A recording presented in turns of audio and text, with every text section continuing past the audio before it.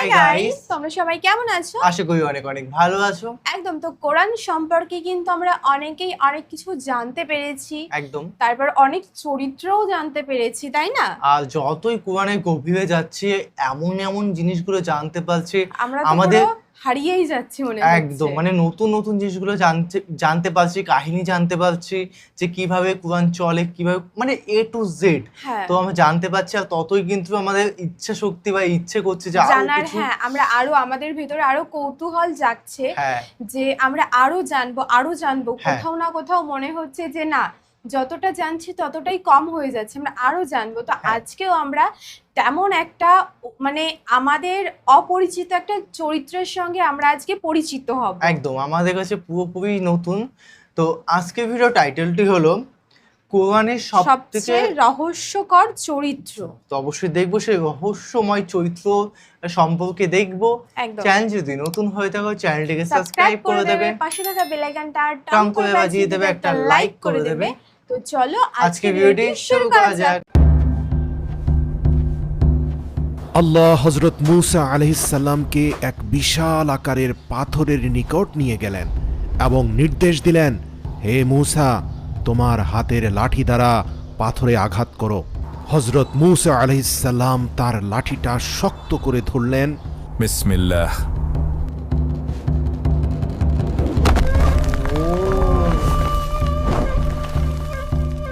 ভাঙা পাথরের ভেতরের দৃশ্য দেখে হযরত মূসা থমকে গেলেন। এই শক্ত কঠিন পাথরের ভেতরে একজন মহান ব্যক্তি বসে আছেন। তার সামনে সারি সারি পানির পেয়ালা, কিছু ফল, কিছু খাবার এমন ভাবে সাজানো যেন কোনো আসমানি ফেরেশতা বসে আছেন। মূলত মহান আল্লাহ হযরত মূসা আলাইহিস সালামকে এমন কিছু অজানা বিষয় শিক্ষা দিতে চেয়েছেন যা আজ পর্যন্ত কোনো নবীকে তিনি দেননি। হযরত মূসা বিনীতভাবে সালাম দিয়ে বললেন, উস্তাদ, আল্লাহ আমাকে আপনার নিকট পাঠিয়েছেন। আমি কি আপনার সাথে থেকে কিছু ইলম অর্জন করতে পারি? ওই ব্যক্তি শান্তভাবে বললেন, হ্যাঁ, আমি জানি তোমাকে পাঠানোর কথা ছিল, কিন্তু হে মূসা, তুমি তো আমার সাথে থেকে ধৈর্য ধরতে পারবে না।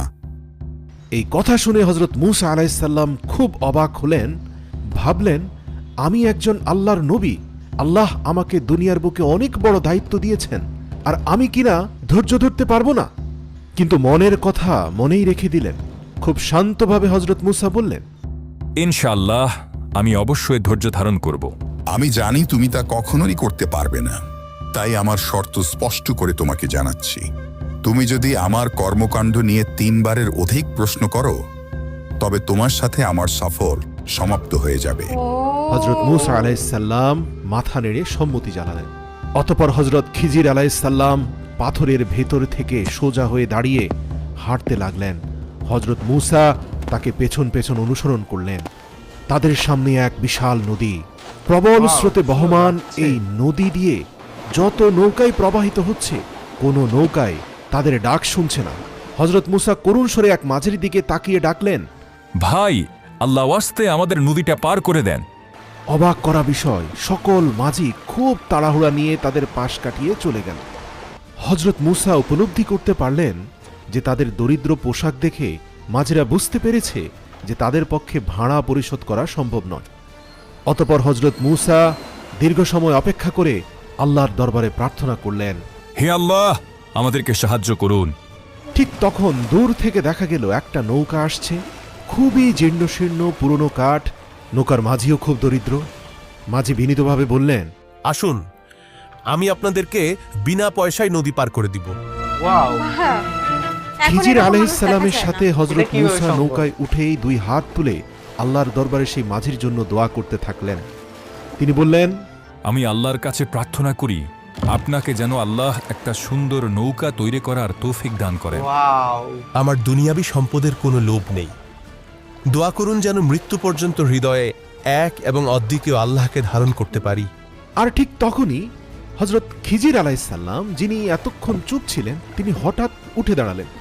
নৌকাটা তীরের খুব কাছাকাছি আসার সাথে সাথেই নৌকার মাঝ বরাবর সজোরে তার হাতে থাকা লাঠি দিয়ে আঘাত করল, আর সাথে সাথেই নৌকার কাঠ ফেটে ছিদ্র পথ দিয়ে তীব্র বেগে পানি বইতে শুরু করল। হতবিহ্বল মূসা চিৎকার করে বলল, আপনি কি পাগল হয়ে গেছেন? এই লোকটা দয়া করে আমাদের নদী পার করেছে, এই যে প্রশ্ন আর আপনি করতে বারণ কৃতজ্ঞতার করেছিল বদলে তার তিনবার। নৌকা ছিদ্র করে দিলেন। আপনি দেখতে পাচ্ছেন লোকটি হতদরিদ্র। এই নৌকা প্রশ্ন নষ্ট করে হলে ফেলেছে। লোকটা খাবে কি, পরিবার চলবে কিভাবে? তারপর শান্ত চোখে হজরত খিজির আলাইসাল্লাম মূসা আলাইসাল্লামের দিকে তাকিয়ে বললেন, শান্ত হও মূসা, আমি কি তোমাকে বলিনি তুমি আমার সাথে থেকে ধৈর্য ধরতে পারবে না? হজরত মূসা সঙ্গে সঙ্গে থেমে গেলেন। তার শর্তের কথা মনে পড়ল। হায় হায় হজরত হায়, আমি খিজির তো ভুলে আলাইসাল্লাম গেছি। বললেন, ঠিক আছে, এবারের মতো তোমাকে ক্ষমা করা হলো। আর দুবার চান্স। আবারও নিয়ম ভঙ্গ করলে আমাদের পথ আলাদা হয়ে যাবে। বেশ দারুণ তো। নৌকা ছেড়ে চলে যাওয়ার সময় হজরত মূসা মাঝির দিকে তাকালেন। মাঝি কোনো চিৎকার করছে না, কোনো গালাগাল করছে না, সে শুধু নীরবে তাকিয়ে আছে নৌকার ছিদ্রের দিকে। এই নীরবতা মূসা আলাইসাল্লামের বুককে আরো কাঁপিয়ে দিল। তার চোখে পানি এসে গেল। খিজির আলাইসাল্লাম উপলব্ধি করলেন এই মাত্র ঘটে যাওয়া ঘটনাটি হজরত মূসাকে খুব কষ্ট দিচ্ছে। হে মূসা, আমরা চোখে যা দেখি সবটাই সত্যের শেষ কথা না। অনেক কিছু থাকে যা মানুষের খালি চোখে স্পষ্ট দেখা যায় না, কিন্তু তোমার রব সেই সব অজানা বিষয় জানেন। এবার হজরত মূসা শান্ত হয়ে গেলেন। কিছু দূর যাওয়ার পর তারা দেখলেন একটা ফুটফুটে শিশু সামনে দিয়ে হেঁটে আসছে। শিশুটির মুখে হাসি, চোখে মায়া। শ্রান্ত ক্লান্ত নবী মূসা এবং খিজির আলাইসাল্লামকে দেখে বিনীতভাবে শিশুটি বলল, আপনারা কেমন আছেন? আপনারা কোথা থেকে আসছেন? মূসা আলাইসাল্লাম শিশুটির সুন্দর আচরণ দেখে অভিভূত হয়ে বললেন, আল্লাহ তোমাকে ভালো রাখুক বাবা, আমরা পিপাসার্ত, তুমি কি আমাদের পানি এনে দিতে পারবে? হ্যাঁ, কেন নয়, আপনারা এখানে বসুন, আমি এক্ষুনি পানি এনে দিচ্ছি। শিশুটির হাত থেকে পানির পেয়ালা নিয়ে তৃপ্তি সহকারে পানি পান করলেন হজরত মূসা এবং খিজির আলাইসাল্লাম। ওয়াও। হজরত মূসা খেয়াল করলেন হজরত খিজির শিশুটির দিকে এক দৃষ্টিতে তাকিয়ে আছেন, যেন তিনি শিশুটিকে শুধু দেখছেন না, তিনি শিশুটির ভেতরের কিছু বুঝতে চেষ্টা করছেন। মূসার মনে প্রশ্ন জাগল, কিন্তু শর্তের ভয়ে প্রশ্ন না করে চুপ থাকলেন। খিজির আলাইসাল্লাম শিশুটিকে জিজ্ঞেস করলেন, দূরে যে দুজন দাঁড়িয়ে আছেন তারা কি তোমার বাবা মা? হজরত খিজিরের কথা শুনতে পেয়ে শিশুটির বাবা এগিয়ে এসে বললেন, হুজুর, এটাই আমাদের প্রাণ, আমরা তাকে ছাড়া এক মুহূর্ত বাঁচতে পারি না। সে হাসলে আমরা হাসি, সে কাঁদলে আমরা কাঁদি, আমাদের সুখ দুঃখ সবই ওর সাথে জড়ানো। ঠিক তখনই হজরত খিজির আলাইসাল্লাম হঠাৎ এক আশ্চর্য কাজ করে বসলেন। তিনি সজোরে শিশুটির গায়ে লাঠি দ্বারা একটি আঘাত করলেন, আর মুহূর্তের মধ্যে শিশুটি মাটিতে লুটিয়ে পড়ল এবং তার নড়াচড়া থেমে গেল। হায় আল্লাহ, এ কি ঘটলো? হে পাষাণ, তুমি কি করলে? আমাদের প্রাণ ভোমরা কেড়ে নিলে। হজরত মূসা রাগে কাঁপতে কাঁপতে বলে উঠলেন, আপনি একজন অমানুষ, কি করে এক নিষ্পাপ শিশুকে হত্যা করতে পারলেন? তার তো কোনো পাপ নেই দুনিয়ায়, এ তো ভয়ঙ্কর জুলুম। আর একটা হজরত বাকি মূসা নেই। আলাইসাল্লামের প্রতিবাদ শুধু রাগ না, এটা ছিল ন্যায়বোধ, কারণ তিনি নবী, নবীর হৃদয় অন্যায় একদম। সহ্য করে না। কিন্তু ঘাতক হজরত খিজির আলাইসাল্লামের চেহারায় কোনো ভয় নেই। তিনি শান্ত স্বরে বললেন, তোমরা আল্লাহর উপর বিশ্বাস রাখো, নিঃসন্দেহে আল্লাহ এর থেকে উত্তম কিছু তোমাদের প্রদান করবেন। সেই স্থান ত্যাগ করতে করতে হজরত খিজির মূসাকে বললেন, হে মূসা, তুমি পুনরায় শর্ত ভঙ্গ করেছ। আপনি তো স্পষ্ট জুলুম করেছেন। আমি আল্লাহর হুকুম ছাড়া কিছুই করি না। যদি তুমি এখনই এই ব্যাখ্যা জানতে চাও, তবে তুমি আমার সাথে আর সামনে এগোতে পারবে না। এই কথাটা শুনে মূসা আলাইসাল্লামের ভেতরটা কেঁপে উঠল। তিনি বুঝলেন, যেহেতু আল্লাহ তাকে খিজিরের মুখোমুখি করেছেন, নিশ্চয়ই এখানে কোনো রহস্য আছে। একদম। তাই তিনি নিজেকে আবারও ছোট করে খিজিরের কাছে ক্ষমা চাইলেন। তারা আবার চলতে লাগলেন। শিশুটির বাবা মায়ের কান্না পেছনে পড়ে রইল। মরুভূমির পথে যেতে যেতে খিজির আলাইসাল্লাম দেখলেন মূসা আলাইসাল্লাম অনবরত কাঁদছেন, তার চোখের পানি থামছে না। হজরত খিজির শান্ত স্বরে বললেন, হে মূসা, কান্না মানুষের হৃদয়কে শান্ত করে। তোমার রব তোমার হৃদয়টাকে নরম করে দিয়েছেন বলেই তুমি কাঁদতে পারছো। ভাবো তো, যাদের হৃদয় পাথর হয়ে গেছে তাদের চোখে কখনোই পানি আসে না। মৃত্যু এমন এক দৃশ্য যা হৃদয়কে কাঁপায়। কিন্তু মনে রেখো, তোমরা শুধু মৃত্যুকেই দেখো, আর তোমার রব দেখেন এর পেছনের উদ্দেশ্য পরিণতি এবং কল্যাণ। মুসা আলাইসাল্লাম এবার পরিপূর্ণ শান্ত হলেন, বুঝতে পারলেন আমাকে ধৈর্য ধরতে হবে। তারপর তারা আরও দীর্ঘ পথ পাড়ি দিলেন।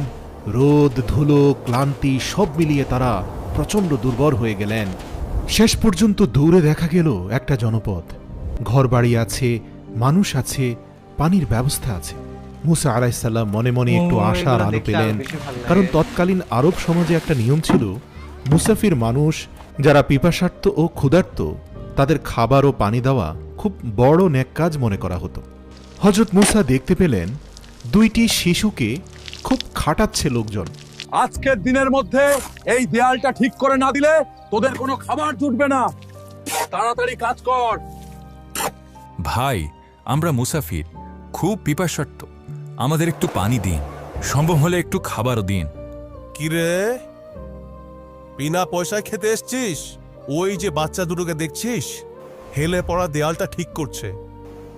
পারলে সেটা সোজা কর, মাটি কেটে শক্ত কর। দেওয়াল ঠিক করতে পারলে তখন খাবার দেব। প্রিয় দর্শক, এটা ছিল একজন নবীর জন্য খুবই অপমানজনক আচরণ। তার পাশাপাশি তারা মুসাফিরও ছিল। হযরত মুসা কিছুটা রাগ হলেও খিজির আলাইসাল্লাম রাগ করলেন না, কথা কাটাকাটি করলেন না, উল্টো মুচকি হাসলেন। তারপর মুসা আলাইসাল্লামকে শান্তভাবে বললেন, চলো মুসা, আমরা কাজে নেমে পড়ি। দেওয়ালটা সোজা করতে হবে। মুসা আলাইসাল্লাম অবাক হয়ে গেলেন, কিন্তু কোনো প্রশ্ন না করে খিজির আলাইসাল্লামের সাথে কাজে নেমে পড়লেন। মুসা আলাইসাল্লাম দেখতে পেলেন সেই দুইটি শিশুর পক্ষে এই দেয়ালকে সোজা করা কখনোই সম্ভব নয়। এটা অত্যন্ত ভারী কাজ, অনেক খাটুনি প্রয়োজন। মুসা আলাইসাল্লাম এবং খিজির আলাইসাল্লাম কঠোর পরিশ্রম শুরু করলেন। কখনো রোদে পড়ছেন, কখনো ক্লান্ত শরীরে ঘুমিয়ে পড়ছেন, আবারও কাজ শুরু করছেন। হযরত মুসার হাত ব্যথা করছে, কাঁধ ব্যথা করছে, ঘাম ঝরছে, কিন্তু তিনি কাজ চালিয়ে যাচ্ছেন। হযরত খিজির আলাইসাল্লাম একদম শান্ত, তার মুখে কোনো অভিযোগ নেই। তিনি হাসি মুখে শুধু কাজই করছেন একাগ্রভাবে। শেষ পর্যন্ত অনেক শ্রমের বিনিময়ে ভারী দেয়ালটা সোজা হয়ে দাঁড়িয়ে গেল। কাজ শেষ করে হযরত মুসা খাবারের অপেক্ষায় বসে রইলেন। খিজির আলাইসাল্লাম তাকে ডাক দিয়ে বললেন, হে মুসা, চলো আমরা এখান থেকে চলে যাই। পিপাসার্ত ক্ষুধার্ত হযরত মুসা জবাবে বললেন, আমরা এত কষ্ট করলাম, আর আপনি বলছেন তাদের কাছ থেকে বিনিময় না নিয়ে চলে যাব? কমপক্ষে খাবারটা তো নিতে পারতেন। এটা ছিল ক্লান্ত মানুষের স্বাভাবিক প্রশ্ন, কিন্তু এটাই ছিল হযরত মুসার তৃতীয়বার সীমালঙ্ঘন। তিনি মুসা আলাইসাল্লামের দিকে তাকালেন, কিছুক্ষণ নীরবতার পর বললেন, হে মুসা, এটাই তোমার এবং আমার মধ্যে বিচ্ছেদের সময়। তুমি 3 বার নিয়ম ভঙ্গ করেছ। আমার ভুলের জন্য আল্লাহর কাছে ক্ষমা চাই, কিন্তু আপনি যাওয়ার আগে আমাকে 3টি ঘটনার ব্যাখ্যা বলুন। কেন আপনি নৌকায় ছিদ্র করলেন, কেন শিশুকে হত্যা করলেন, আর কেন বিনা পরিশ্রমে কতগুলো বেয়াদব মানুষের কাজ করলেন? ঠিক আছে মুসা, এখন আমি তোমাকে এক এক করে 3টি ঘটনার কারণ বলে দিচ্ছি। তুমি যা দেখেছিলে সবই ছিল বাহ্যিক দৃশ্য, আর এখন তুমি ভেতরের সত্যটা শুনবে, যা আল্লাহ তোমার চোখের সামনে গোপন করে রেখেছিলেন। তুমি ভেবেছিলে নৌকা ছিদ্র করে আমি মাঝির সাথে জুলুম করেছি, কিন্তু আসল সত্য হলো আমি তার নৌকাটাকে রক্ষা করেছি। তুমি জানো না, আমরা সেই স্থান ত্যাগ করার 1 ঘন্টা পরেই ফেরাউনের লস্কর বাহিনী সেই নদীর পাড়ে এসে জোরপূর্বক সকল মাঝির নৌকা কেড়ে নিয়েছিল। শত শত মাঝির আত্মচিৎকারের শব্দ তোমার কান পর্যন্ত পৌঁছায়নি, কারণ তুমি সেখানে উপস্থিত ছিলে না। কিন্তু তোমার রব জানতেন কিছুক্ষণ পরে এখানে কি ঘটবে। অবাক করা বিষয় কি জানো মুসা? আমাদের বহনকারী মাঝির নৌকা ফেরাউনের লস্কর বাহিনী কেড়ে নেয়নি, কারণ সেই নৌকার মধ্যখানে একটা ত্রুটি ছিল। এই ত্রুটিযুক্ত নৌকা নিয়ে তাদের কোনো লাভ নেই। হে মুসা, তোমার দৃষ্টি দেখেনি যখন লস্কর বাহিনীর সব নৌকা নিয়ে নদী পার হচ্ছিল, তখন শত শত মাঝির চোখ দিয়ে কিভাবে অশ্রু গড়িয়ে পড়ল শুধুমাত্র একজন ব্যক্তি ব্যতীত, যার নৌকা ত্রুটিযুক্ত হওয়ায় রক্ষা পেয়ে গিয়েছিল। মূসা আলাইসাল্লাম তখন চুপচাপ শুনছেন, তার চোখের পানি থামছে না, কারণ তিনি বুঝতে পারছেন পুরো দৃশ্যের মাত্র 5 ভাগ দেখেই তিনি রাগ হয়েছিলেন, অথচ মহান আল্লাহ বাকি 95 ভাগ দৃশ্য তার সামনে আজ উন্মুক্ত করে দিলেন। হযরত মূসা স্থির হয়ে প্রশ্ন করলেন, কিন্তু নিষ্পাপ শিশুটার কি দোষ ছিল?